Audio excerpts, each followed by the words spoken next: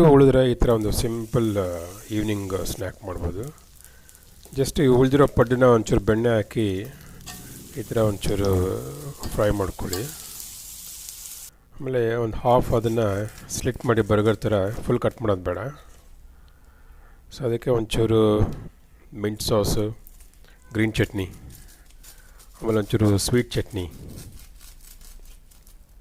ಹಾಕಿ ಒಂದು ಪಾಪಡ್, ಒಂದು ಫ್ಲ್ಯಾಟ್ ಪಾಪಡ್ ಬರುತ್ತೆ ನೋಡಿ ಪಾನಿಪುರಿದು, ಈ ಥರ ಒಂಚೂರು ಗ್ರೀನ್ ಚಟ್ನಿ, ಒಂಚೂರು ಮಿಂಟ್ ಚಟ್ನಿ,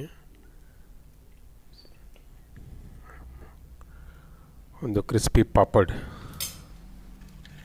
ಅದ್ರ ಮಧ್ಯದಲ್ಲಿಟ್ಟು ಒಂಚೂರು ಮೈನಸ್ ಸಾಸಲ್ಲಿ ಒಂಚೂರು ಡಿಪ್ ಮಾಡಿ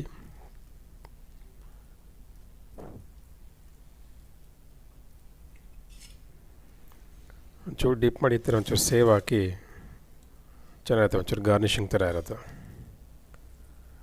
ಸೊ ಈ ಥರ ಎಲ್ಲ ಪಡ್ಡು ಮಾಡಿ